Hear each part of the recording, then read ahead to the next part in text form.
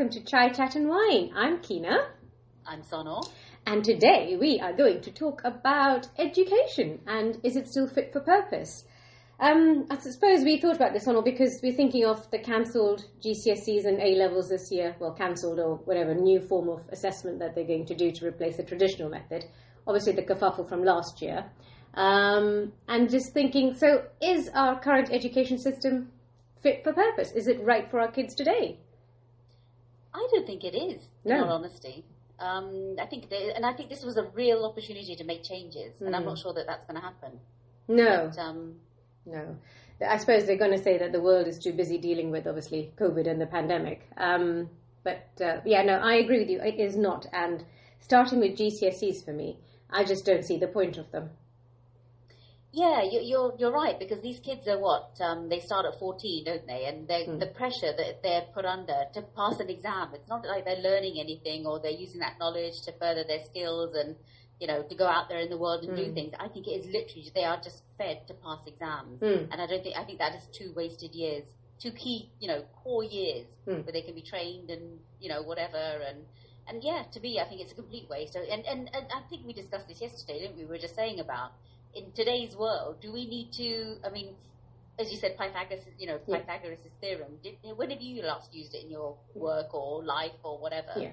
It just seems irrelevant, whereas now everything is so accessible. We can Google everything, but it's just being able to apply that knowledge. Yeah. So it's not a case of retaining it. Exams are purely just retaining knowledge. Yeah. I don't think it's really any application involved in them in that respect. No, yeah, so, I totally agree with you. I think we looked some stuff up and we learned this term, passive recipients, and that's what our kids are today. They're passive recipients of knowledge thrown at them.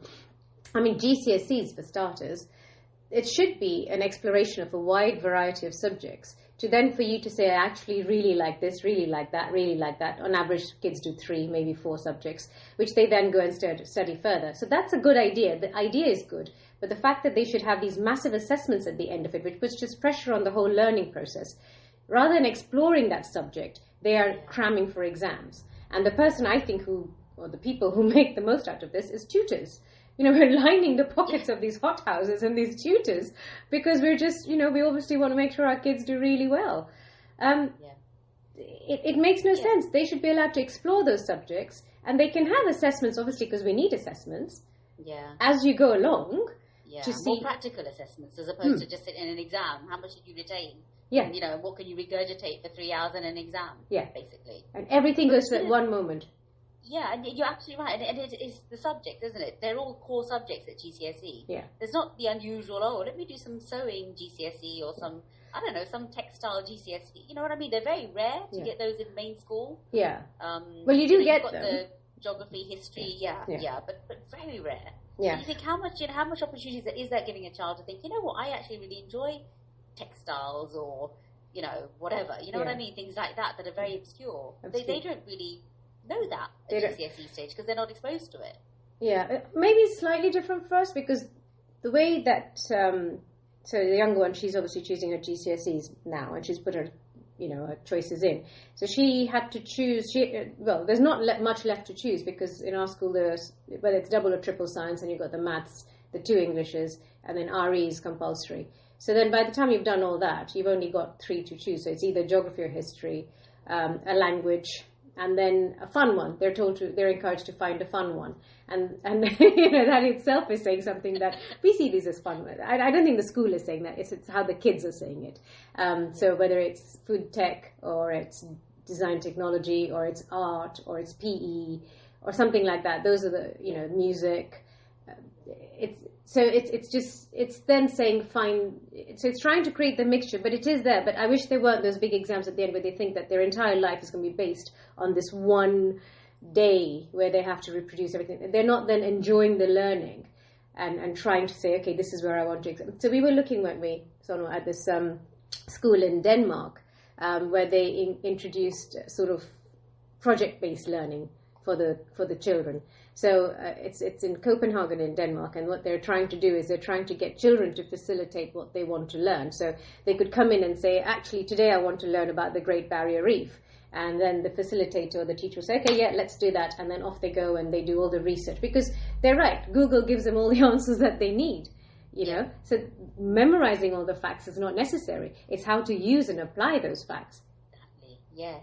Yeah, and it's actually teaching that child to, it's not just feeding them with information, and because I don't know about you, I mean, all the stuff I learned at GCSE, O level in our case, but you know, A level, I don't remember any of it. No. So like, you know, my youngest is doing a geography A level, and I did a geography A level, and I don't remember any of it. No. You know what I mean? And you think, what a waste of those years. Yeah. But had I done something a bit more practical, a bit more, you know, I think it would have stuck with me. And maybe followed your interest. Because then you see now, again, this is no secret, that you not hated, but didn't terribly enjoy schooling. Because I think you weren't allowed to choose what you wanted to do. Had you had the choice, you would have applied yourself, as you have in later years. You found what you wanted to do, and you applied yourself, and you did really, really well. Had you maybe had the chance to do that when you were younger, she's laughing because she doesn't like when her sister's done well. She has done well. You know? But yeah, do you not think... So sure, I enjoy what I did. Well, yeah. Many people like me, but... Well, no, they didn't maybe like you because you had to make some tough decisions, but hey, that's part and parcel of life. Maybe that should be something you're taught at school. How to deal, you know? Decision making, things like key skills that you needed late in life that will take you, you know, into places and things, which you're not really taught because everything's drip fed. You know, information is just fed into you, and you just have to remember that and regurgitate it at the end of an exam. Basically. Well, it's based on this set curriculum, which is actually over 100 years old. If you actually look into the history of what the children are studying now, it was about then, and not much has changed. Which is ridiculous because the world around us has completely changed. The access to information and how they can get the information, use the information has completely changed. So this really does need looking at. I mean, I personally think GCSEs need to be, I mean, we had O-levels and CSEs, didn't we, to identify the differences. Yes. Then they merged the two and made it into GCSEs. And I still don't think they've gone far enough. They need to look at it and say, right, how can we broaden these children's minds to understand what they want, to see where they want to progress, what they want to follow, and then go on to do that. I mean, I'm not saying that our doctors and dentists and pharmacists and engineers, etc., don't need to learn stuff. Yeah, if your vocation requires you to learn that stuff, and that's where your interest is, then absolutely, you need those courses, you need that structured learning.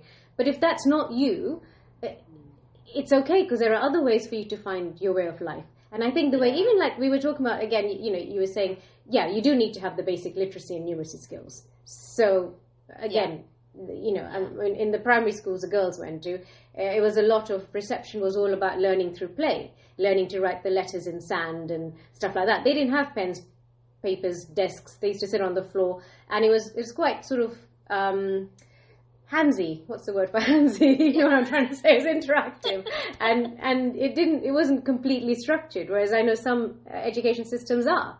And yes, they need to learn to read and write. That's of course a given. But once that's happened, I think they need to then be allowed to nurture their minds into finding and exploring what they want. I think that would be an ideal education system, definitely, without a doubt, honestly. And I think that video, I think we saw a brief video in school you mentioned in Denmark. Yeah. And it said, we are building leaders today for the next 50 years. They'll be making those decisions. And if they do not know about the environment, they do not know about the fundamentals of things around us, etc. And, you know, how are they going to make good informed decisions and things on our behalf, basically? Yeah, so, and I think obviously being Denmark, it's the wonderful thinking that they have is about the current system is quite greedy. Everybody's just using up the resources we have to look at today's life and what we want now, whereas they want to produce a generation that's looking 20, 30, 40 years ahead and saying, how can we share resources, preserve resources? So, yeah, it's very forward-thinking doing. There are pros and cons. Obviously, you do need some structured stuff, and otherwise, you know, if all kids are not going to say, oh, I fancy learning something. So it's, again, encouraging those who are not interested in stuff, or they think they're not interested, but again, trying to encourage this, but also trying to make sure that our kids... I just think the future has to be different. It can't be these set exams. And the pressure that they feel, the anxiety and everything that comes of thinking, if I don't do well in this exam, that's it, my whole life is a write-off. Yeah, and they feel failures. And how are they failures? Just because they couldn't sit for 3 hours in one exam and regurgitate what they learned for over 2 years. Yeah. You know, because it could have been a bad day. It could have been anything that could have caused that blip to happen. Yeah. And I think my eldest is a pure example of that, where she did so well but yet for some reason she cannot sit exams. She just does not be able, but yet outwardly she's fine. There's absolutely nothing, an issue, a problem or anything. She great grades, did very well as she went all along, and she's more than fine. The exam is the problem. I mean? And it's the stress, the anxiety, the feeling of, I'm not good enough. When actually, no, you know what? You are good enough. You're more than. It's just the system that you've had to, show that is wrong. I think it's flawed. Yeah. So you're absolutely right. I think there needs to be a change. It's a very wrong way of, proving that you can do something. It is. I think we're damaging our kids. We're damaging them by, so-and-so got, 15 A stars in their GCSEs and, well, what have you got? Nonsense. That's all nonsense because we're all different. All 5 fingers on your hands are not the same. So why should any one child be the same as any other child? We can't all be compared to the same rule book. And this is where a lot of these, from young age, these anxieties and fear of failures and worries are coming in. Lack of confidence, self-esteem issues. No, it's not the same for all. We all have different strengths.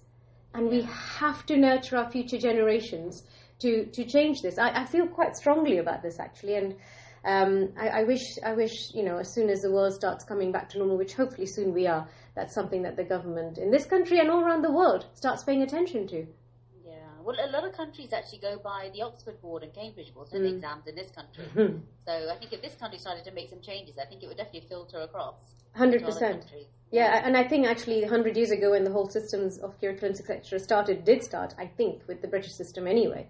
In India, in the boarding schools and stuff there, they still use the British system of conveying the education. It still is regarded as a pinnacle of. And why not? Yes, it should be. We're not ashamed of our education system. That's not what we're saying. We're just saying it's not fit for purpose now. It needs to grow. It needs to grow into what 21st century is. Yeah, absolutely. And we've both been through the whole system. Yeah. I don't think I've learned anything amazing in any of my GCSEs, A levels, or even degree, to be honest with you. The most I've learned was when I was actually in the workplace. Yeah. So. Yeah. I mean, obviously, because I chose a profession, it was completely spoon-fed. You had lectures for 3 hours in the morning and practicals for 3 hours in the afternoon. And you did that the whole entire time. And there was no time for free thinking. Obviously, there can't be because, as I said, if you choose a vocation, you have to learn certain things. You have to know them. There's no arms and ahs about it. But for me, maybe that was a wrong course that I chose. It wasn't right for me. But I didn't know what I wanted to do. At age, we were going around all these careers fairs, 16, 17. I didn't know what I wanted to do. And so made maybe a choice that I thought was a safe option. That was going to, have a job at the end of it. You looked at those things, don't you? That it's going to have a job, I'm going to earn decent enough money, and that's what it was based on. It was not based on the thirst for knowledge. I want to better myself. I want to expand my thinking. I want to grow as a person. I want to see what I'm good at. All of those, unfortunately, were not things I took into consideration. I just looked at the basic stuff. And if we could just do a shift at least for part of the population of our kids, I think that would be a better world that we will all live in the future. It's actually funny you should say that. I'm actually specifically talking about your profession.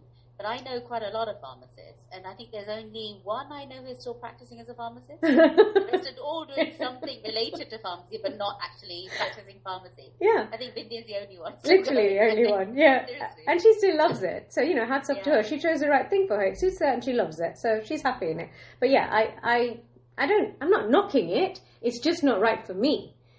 Yeah. And that's what I'm saying. So if I felt that I'd had the option of even thinking about what else I could do, that would have been great. So it would be nice to offer that to the future generations coming along. Yeah, absolutely. I think definitely now is the time. Make the reforms now. Please. Start working on it. Yeah. Yes. If ever this lands on the Education Secretary's table, please, we are requesting, can you please have a look at this education system because it does need a change. So yeah, powers that be, let it happen. So anyway. Excellent. That's our 2 pennies worth on education today, and we will see you soon. So take care in the meantime, and catch up soon, guys. Bye. Bye, everyone.